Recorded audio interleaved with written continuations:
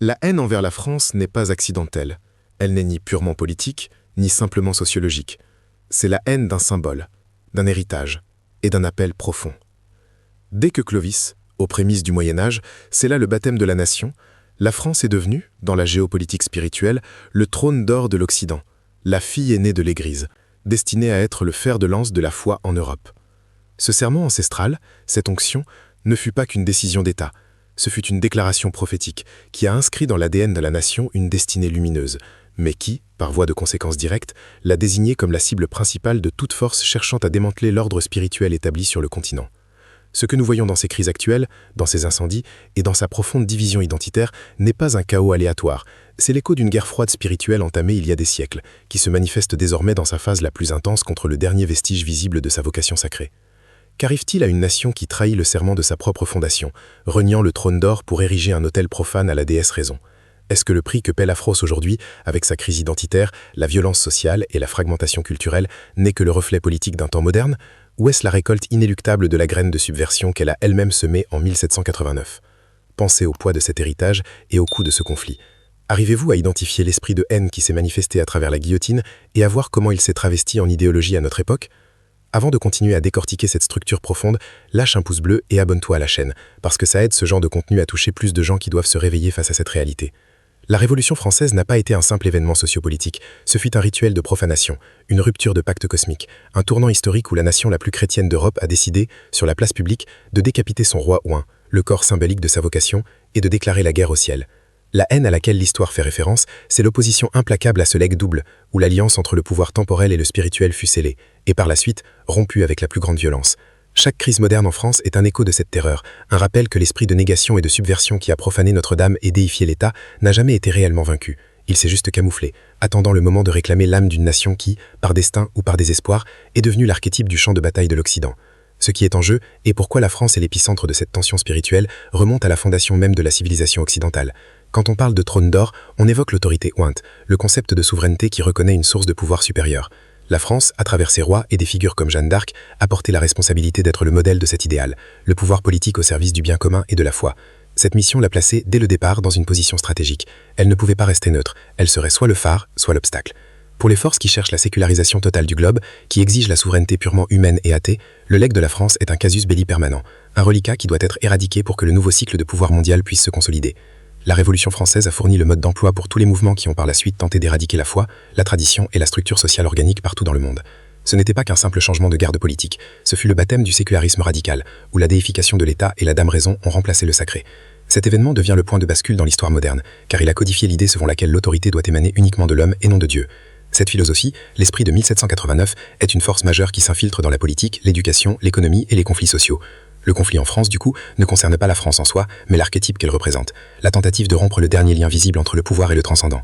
En observant la turbulence française contemporaine, depuis la crise des Gilets jaunes jusqu'aux incendies du patrimoine historique et le défi croissant à son identité laïque, on saisit la manifestation de ce conflit à grande échelle. La signification pour le spectateur global est un appel à la responsabilité. La conscience que la lutte pour l'âme d'une nation archétype est la lutte pour la préservation des piliers de toute la civilisation. La transformation en jeu exige la redécouverte du fait que l'être français, et l'être occidental, est inséparable de son héritage chrétien. Le sécularisme radical est une amputation d'identité, et la souffrance actuelle est la douleur du membre fantôme. La conséquence est que la reconstruction de la nation passe, nécessairement, par la reconnaissance et l'honneur du trône d'or, et par la réjection consciente de l'esprit de 1789, qui se manifeste sur tant de fronts culturels aujourd'hui. Par conséquent, la signification finale est l'urgence du choix. La crise est un test. La France, par sa vocation ancestrale, a encore le potentiel d'être un phare de renaissance pour l'Europe. Mais cela exige une action morale et un éveil de la conscience collective à l'origine spirituelle du chaos. La crise n'est pas la fin, mais l'opportunité finale pour le protagoniste souffrant de revendiquer sa vraie identité et d'accomplir son destin non pas comme nation séculière, mais comme la fille aînée de l'Église. La leçon finale qui émerge de cet affrontement épique est solennelle et inéluctable. L'histoire s'écrit sur le plan spirituel avant de se manifester sur le plan matériel. La haine envers la France n'est donc pas une erreur politique, c'est une reconnaissance tactique de son potentiel prophétique en tant que bastion. Si l'archétype des Lumières radicales s'est battu si férocement pour démanteler le trône d'or, c'est parce qu'il comprend la force que la France représente lorsqu'elle est alignée sur son appel. Le véritable danger n'est pas dans les menaces extérieures, mais dans l'oubli intérieur de la vocation, dans l'acceptation passive du sécularisme comme destin inévitable. L'appel à la conscience est premièrement une invitation au discernement et à la mémoire. Le protagoniste souffrant, le peuple français, doit rejeter le récit qui l'emprisonne dans le legs de 1789 et revendiquer la gloire de son baptême. La reconstruction de la France et par extension de l'Occident exige une résistance culturelle qui commence au plus profond de l'âme, le courage d'être ce que l'on est, la fille aînée, et non la simple émanation d'une révolution qui a failli à sa promesse de paix. La conclusion est que l'espoir de la France réside dans sa capacité de régénération spirituelle. Tout comme les prophéties liées à un nouveau roi ou à une renaissance, le potentiel de lumière palpite toujours sous les cendres de la Révolution. L'avenir de la nation n'est pas écrit dans l'inéluctabilité du chaos, mais dans la liberté de choix de son peuple. La conscience du coup de la trahison doit propulser le retour nécessaire à la fondation, transformant le champ de bataille en un phare de relais. Si ce contenu t'a parlé, laisse ton commentaire et abonne-toi pour continuer à suivre des analyses genre celle-là. En rejetant le trône d'or, la France a garanti son propre fléau. La crise est, par conséquent, le diagnostic final d'un système né de la négation du sacré. Cette révélation devient un point culminant parce qu'elle expose la fausse promesse de l'archétype des Lumières radicales. La promesse était celle de la liberté absolue et de la prospérité sous la raison. Le résultat, auquel nous assistons aujourd'hui, est la tyrannie de l'idéologie, la fragilité sociale et un vide spirituel qu'aucune richesse ou progrès technologique ne parvient à combler. Le point de bascule force le spectateur à reconnaître que la Révolution n'a pas libéré la France, elle l'a emprisonnée dans un cycle de crise, la rendant otage du même esprit qu'elle a exalté. L'insight profond sur le système analysé est que la laïcité radicale française, bien que vue comme un progrès, est le mécanisme qui perpétue la haine. Elle fonctionne comme une barrière qui empêche la nation d'accéder à sa mémoire fondatrice et à son potentiel de rédemption.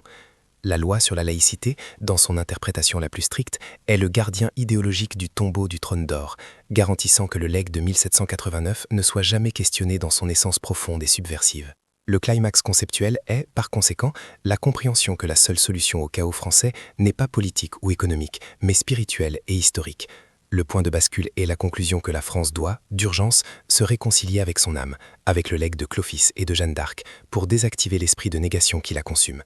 La crise actuelle est le cri d'alarme final de l'histoire, exigeant que le protagoniste souffrant fasse le choix définitif entre son destin ancestral et son identité révolutionnaire. La volte-face implique que la haine n'est pas dirigée vers le gouvernement, mais vers la vocation. L'intensité de la crise est proportionnelle à l'importance prophétique de la France sur la scène spirituelle occidentale. Si la haine est si profonde et destructrice, c'est parce que le potentiel du trône d'or pour le bien, pour être un phare de foi en Europe, est encore immensément puissant. La révélation est que la violence est une confirmation distordue de la valeur spirituelle de la nation. Ce moment décisif oblige le spectateur occidental à appliquer cette logique à sa propre réalité. Le point de bascule devient universel. L'instabilité sociale, culturelle et morale dans tout l'Occident est en grande partie l'exportation de l'esprit de 1789. Ce que nous récoltons dans nos nations est la même semence de sécularisme radical que la France a semé. Le destin français, du coup, sert de miroir prophétique pour toutes les civilisations qui ont abandonné leurs piliers fondateurs au nom de la souveraineté purement humaine. La première et la plus urgente conséquence de cette révélation est la nécessité du discernement. Le spectateur doit comprendre que les crises politiques et sociales de la France et de tout l'Occident ne sont pas uniquement séculières, elles ont des racines spirituelles profondes et un objectif de subversion. Cela signifie que la solution ne viendra pas seulement de réformes économiques ou de changements de gouvernement, mais d'une réorientation morale et métaphysique. La signification est profonde, le monde n'est pas neutre, il y a des forces agissantes, et le chaos est la conséquence logique d'une fondation basée sur la négation de Dieu. Pour le peuple français, les implications personnelles sont dévastatrices. La nation vit une schizophrénie identitaire, ils sont à la fois les héritiers du trône d'or et les enfants de la Révolution.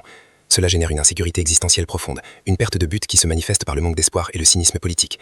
La signification est que la paix individuelle et collective ne peut être restaurée que quand cette contradiction sera résolue, où le peuple récupère l'appel ancestral, où il succombe définitivement à l'esprit de négation qui le divise. L'implication sociale et historique est la compréhension que la neutralité est impossible dans ce conflit. L'espace laissé vide par l'abandon du légat divin sera immanquablement rempli par le totalitarisme idéologique, qu'il soit politique, culturel ou économique. L'histoire de France est l'alerte solennelle selon laquelle la liberté ne s'épanouit que sous la souveraineté ouate. Lorsque l'âme se déclare l'unique source d'autorité, il devient inévitablement un tyran pour lui-même et pour la société. Dans un sens plus large, la crise française expose le prix de l'oubli pour toute la civilisation occidentale. La perte de foi n'entraîne pas un paradis rationnel. Elle résulte dans un vide comblé par des idéologies destructrices et par la négation de la nature humaine elle-même. La haine séculariste s'intensifie précisément parce que cet appel prophétique représente encore un potentiel de renaissance qui menace l'hégémonie de la force révolutionnaire. La crise d'identité contemporaine en France agit comme preuve sociologique des conséquences. Les données sur la chute vertigineuse de la pratique religieuse, la fragilité de la structure familiale et la montée des tensions culturelles et sociales démontrent le vide laissé par le retrait forcé des piliers spirituels. Ce que l'on voit est une nation qui a perdu son point de référence moral et historique, ce qui la rend susceptible à l'idéologie destructive et à la fragmentation, confirmant que le prix du sécularisme radical est la perte de la cohésion sociale. Finalement, la structure laïque de l'État français, bien que célébrée, est une preuve de la victoire initiale de l'antagoniste. La laïcité française n'est pas la séparation saine entre l'Église et l'État, c'est la subordination du religieux au politique, le contrôle étatique sur la sphère spirituelle, empêchant que le trône d'or puisse être récupéré ou rétabli comme force influente dans la vie publique. Cette structure est le mur idéologique qui empêche le retour au legs de Clovis, perpétuant l'esprit de 1789 et assurant la continuité de la crise. La tension dramatique augmente à mesure que l'on perçoit le déroulement des forces en confrontation. D'un côté, la mémoire profonde et le potentiel latent du trône d'or. De l'autre, la machine idéologique implacable de la force révolutionnaire. La logique de la progression est simple. Plus la France s'éloigne de sa fondation, plus les symptômes du vide deviennent violents. La crise d'identité s'aggrave, le tissu social se déchire et la nation devient une proie facile pour la polarisation et l'extrémisme, car il n'y a plus de centre moral ou spirituel capable d'unifier.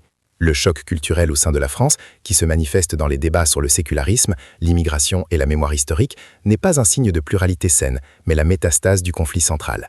Les idéologies qui attaquent la famille, l'histoire et les institutions sont en fait les chevaux de Troie de l'archétype des Lumières radicales, cherchant à achever le travail commencé lors de la Terreur, la destruction complète de l'ordre organique de la société, pour que l'État-machine puisse opérer sans résistance morale. L'urgence émotionnelle naît de la reconnaissance que le temps presse. Chaque attaque au patrimoine, chaque loi qui affaiblit la morale traditionnelle et chaque flambée de violence sociale est un pas dans la spirale descendante. Le spectateur ressent l'inquiétude parce qu'il perçoit que la crise en France n'est pas statique. Elle converge vers un point de collapsus ou de rédemption. La progression dramatique nous amène à comprendre que la France est au bord d'un choix fondamental, où la neutralité devient impossible. L'issue inéluctable qui se construit graduellement est la nécessité d'un affrontement final entre le legs de Jeanne d'Arc et l'esprit de 1789. La nation ne peut plus se permettre de vivre dans cette contradiction existentielle. La tension atteint son pic lorsqu'il devient clair que la crise actuelle est le prix de l'infidélité. Si la France ne choisit pas activement son camp spirituel, le côté de la subversion, qui est actif et destructeur par nature, fera le choix pour elle, entraînant la dissolution de son identité en tant que nation archétype. Cette construction de tension est renforcée par l'idée que l'esprit de la terreur n'est jamais mort. Il s'est juste sophistiqué. Avant, il utilisait la guillotine et le fusil. Aujourd'hui, il utilise l'ingénierie sociale et le récit médiatique pour annuler le sacré et réécrire l'histoire. La progression dramatique réside dans la révélation que la haine n'est pas dans la rue. Elle est dans les structures de pouvoir qui continuent de promouvoir l'agenda séculariste radical, perpétuant le divorce de la nation avec son âme. Nous menons le public au point de bascule, en montrant que le trône d'or existe toujours comme une possibilité. Ce n'est pas un trône de pierre, mais un principe spirituel qui peut être récupéré par la conscience et l'action du protagoniste souffrant. La tension et la peur que le peuple français manque de reconnaître son propre pouvoir de choisir, et permettre à l'obscurité des lumières radicales de consumer complètement les derniers vestiges de son héritage, scellant le destin de l'Europe par omission. Le point de bascule conceptuel et la révélation inévitable de notre récit est la démonstration que la crise française contemporaine, sociale, économique, d'identité et morale, n'est pas une défaillance du système moderne, mais bien la conséquence directe et prévisible, la récolte amère de la semence de haine et de subversion plantée lors de la Révolution française. Le chaos actuel est la matérialisation du karma historique de la nation. Le vide spirituel et moral qui s'est installé dans la décadence romaine est le même vide que la France moderne affronte après avoir rejeté son pilier chrétien. L'esprit d'abandon du but fondateur est le même, menant au même résultat, la perte de la cohésion interne et la vulnérabilité face aux forces externes et idéologiques. L'archétype de la Révolution est un phénomène récurrent. Ce qui s'est passé en France en 1789 n'a pas commencé là. L'esprit qui cherche à démanteler l'ordre sacré et social a des racines anciennes, se manifestant dans des hérésies, des mouvements gnostiques et des philosophies qui, à différentes époques, ont tenté d'inverser les valeurs et de placer l'homme au centre de tout en excluant Dieu. La Révolution française n'est que le moment où cet esprit a atteint le pouvoir d'un État-nation, transformant la philosophie de subversion en politique d'État et l'exportant comme modèle. On peut tracer un parallèle fort entre la figure de Jeanne d'Arc et d'autres héros nationaux ou prophètes qui sont apparus dans des moments de crise extrême pour réaffirmer le pacte entre le peuple et sa fondation. Jeanne d'Arc, en exigeant le sacre du roi et en réaffirmant le destin de la France, agit comme l'archétype du restaurateur, celui qui rappelle au peuple son serment originel. La haine qui se manifeste contre son héritage est la haine de tout ce qu'elle représente, la souveraineté ointe et l'intervention directe du divin dans l'histoire humaine, quelque chose d'inacceptable pour le rationalisme radical. La terreur révolutionnaire a ses parallèles dans les grandes persécutions de l'histoire, non seulement par la violence physique, mais par son caractère de nettoyage idéologique. La tentative de créer un homme nouveau, complètement désacralisé, par la force et l'idéologie d'État, est un modèle qui s'est répété dans le communisme, le nazisme et tout régime qui cherche l'ingénierie sociale totalitaire. La France, avec sa guillotine et le culte de la raison, fut le précurseur de ce modèle destructeur, son sacrifice rituel étant la base de toutes les tyrannies idéologiques subséquentes. L'analogie de l'incendie de Notre-Dame doit être vue comme la répétition visuelle d'un avertissement. Tout comme la destruction du temple de Jérusalem fut interprétée comme la fin d'un cycle d'infidélité et le prélude à un jugement, le feu à Notre-Dame est un signal prophétique pour la France et l'Occident. Il symbolise que le cœur spirituel de la nation est en flamme, consumé par le feu du sécularisme et de la haine de sa propre fondation. C'est la manifestation visuelle que le prix de la trahison du trône d'or est payé en temps réel, exigeant un choix urgent. Pour étayer la logique narrative selon laquelle la crise française est la récolte d'une semence de haine spirituelle, il suffit de regarder les faits concrets de la Révolution. La terreur n'a pas été une déviation, ce fut l'exécution méthodique d'une idéologie antireligieuse. Les lois et décrets visant à la déchristianisation n'étaient pas purement politiques, mais des actes de profanation institutionnalisés. L'abolition du calendrier chrétien, la persécution et l'exécution de masses de prêtres réfractaires et de religieuses, et la confiscation des biens de l'Église démontrent une intention claire et systématique d'éradiquer la mémoire du légat du royaume divin. Les citations et les discours des leaders des Lumières et de la Révolution servent de preuves conceptuelles irréfutables. Beaucoup ne cachaient pas leur haine viscérale envers le christianisme, la monarchie ointe et l'idée même d'autorité transcendance. Ils voyaient la foi comme le plus grand obstacle à leur projet d'ingénierie sociale et politique. La fondation de l'État laïque, par conséquent, n'est pas née d'une neutralité bienveillante, mais d'une hostilité active au trône d'or, confirmant que la motivation originelle était la subversion et la négation de tout symbole sacré. Le comportement symbolique de la Révolution est une preuve puissante. La substitution de l'image de la Vierge Marie par la Dame Raison sur l'autel de Notre-Dame n'est pas un détail culturel, c'est la manifestation rituelle de l'antagoniste. C'est la déification explicite de l'homme et de l'État, un acte qui a inversé le sens de la souveraineté nationale. C'est le tournant où le peuple français, genre et par extension l'Occident, fut forcé de choisir entre la souveraineté ointe, le légat divin, et la souveraineté purement humaine, les Lumières radicales.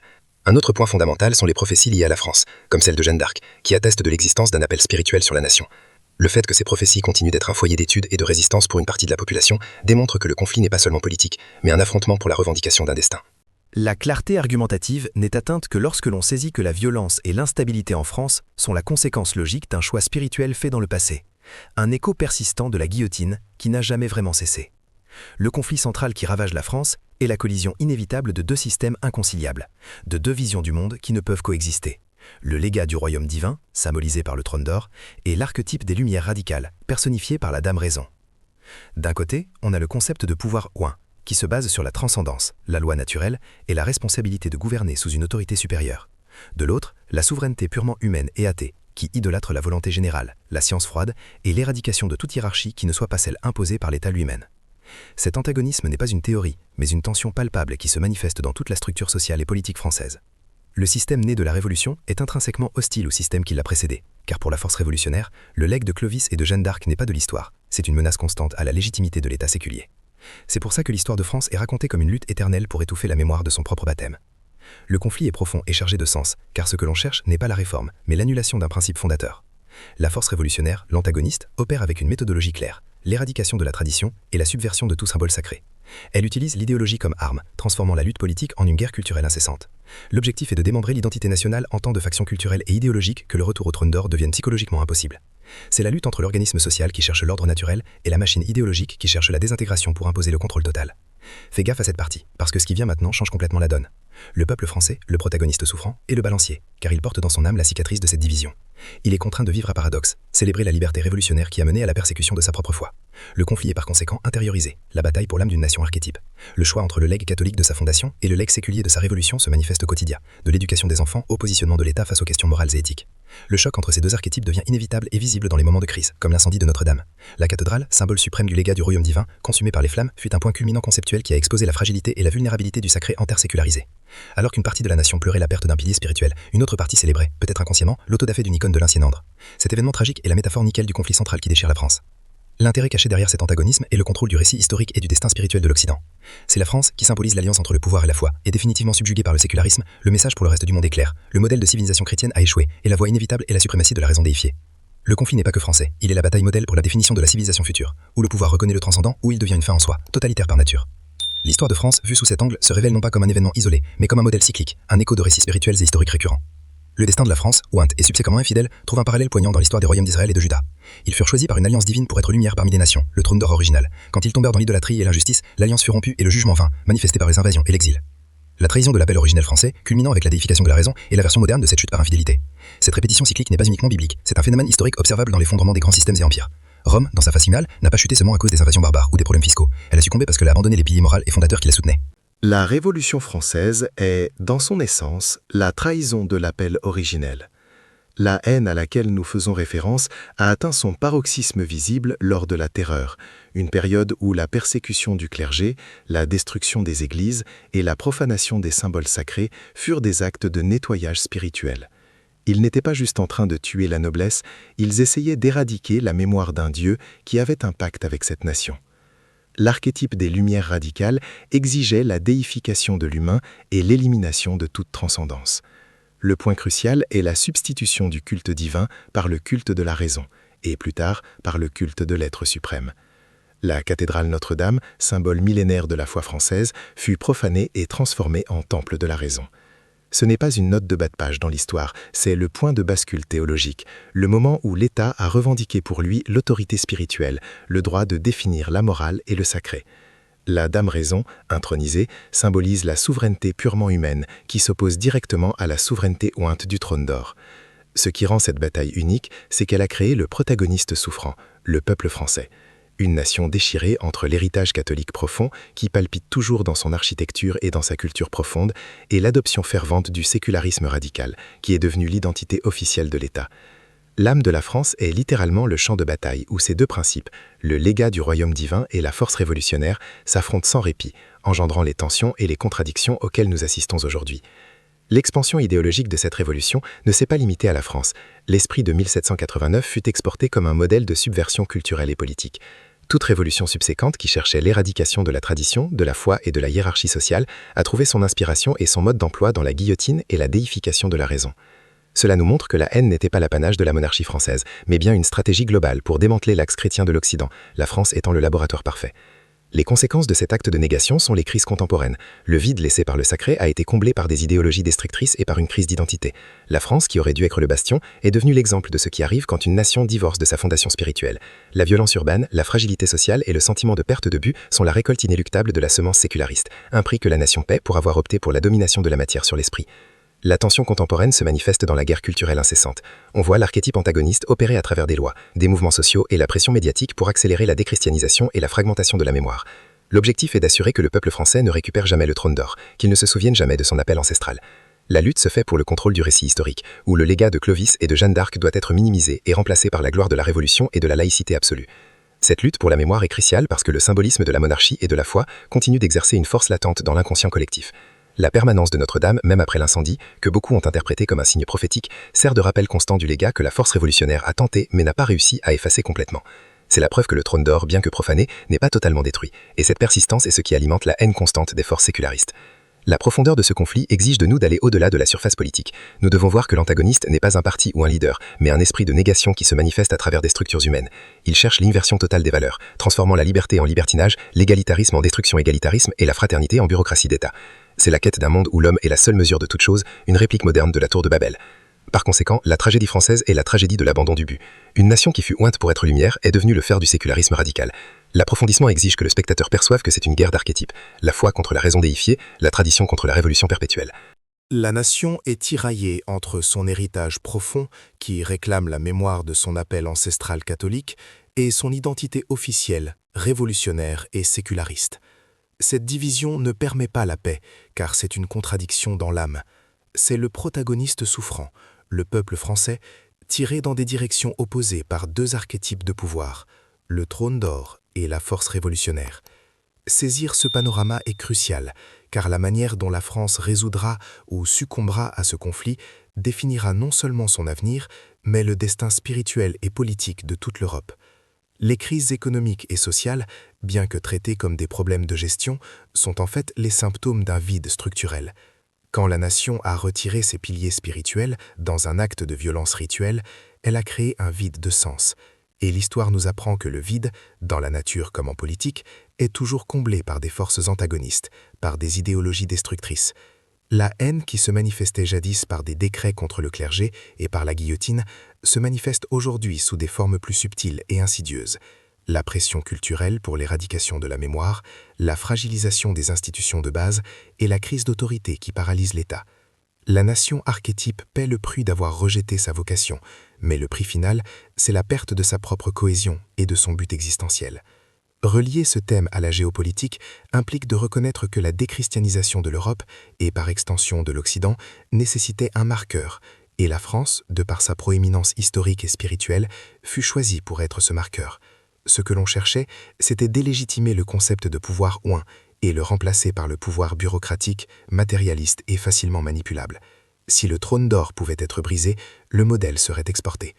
Les conflits sociaux actuels sont par conséquent la conséquence de l'implantation de ce modèle, qui, en niant la transcendance, nie la valeur intrinsèque de la personne et de la communauté, transformant tout en matière première pour l'État et pour le marché. Le rôle prophétique de la France, même renié, la maintient toujours sous les projecteurs de l'examen spirituel. La tension n'a pas cessé, elle a juste changé de forme. Ce n'est plus seulement une dispute pour la terre ou les impôts, c'est une bataille pour le récit, pour l'âme de la nation, pour le droit de récupérer une histoire qui a été systématiquement effacée et remplacée par la narration officielle du sécularisme triomphant. Cette mise en contexte immédiate exige que le spectateur ne voit pas la France comme juste un pays de plus, mais comme le laboratoire où la lutte entre le légat du royaume divin et l'archétype des Lumières radicales est livrée avec la plus grande intensité. Il est hyper vital de saisir que sa crise est notre crise, et sa subversion est notre modèle de subversion. La ligne argumentative centrale commence avec l'appel originel, le baptême de Clovis en 496. Cet événement ne fut pas un simple accord politique, mais l'établissement de la norme pour toute l'Europe, conférant à la France le titre solennel de fille aînée de l'Église. C'est le point lumineux qui attire l'ombre, le moment où la nation s'engage dans une mission transcendante, devenant par ce choix un pilier de la civilisation occidentale. La promesse de ce royaume était la souveraineté ointe, le pouvoir légitimé par la foi, quelque chose que les forces de désagrégation et de négation ne pourraient jamais tolérer dans leur projet de pouvoir mondial. Cette promesse fut renforcée et symbolisée des siècles plus tard par la figure de Jeanne d'Arc, la pucelle d'Orléans, qui sauva le concept de royaume divin quand il était au bord du gouffre. Jeanne ne se battait pas seulement pour un territoire, elle se battait pour la légitimité spirituelle du trône d'or, exigeant le sacre du roi à Reims. Elle est l'incarnation de l'archétype français en tant que gardienne de la foi, la preuve vivante que le destin de la nation était inséparablement lié à son rôle de bastion chrétien. L'impact de Jeanne d'Arc fut tel que pour la force révolutionnaire, elle est devenue un symbole à écraser, son héritage un obstacle à effacer de la mémoire nationale. Cependant, l'histoire de France ressemble aussi au cycle biblique de choix et de jugement. Tout comme les rois d'Israël furent choisis par Dieu, tombés dans l'idolâtrie et subirent les conséquences de la fidélité, la France, après des siècles de privilèges et de dérives, a trahi son appel originel. La séparation progressive de l'Église et de l'État, culminant avec la corruption morale et intellectuelle de la cour, a servi de détonateur interne au chaos. Cette trahison ne fut pas seulement politique, mais un abandon progressif de sa mission, qui a préparé le terrain à la manifestation violente et totalitaire de l'antagoniste.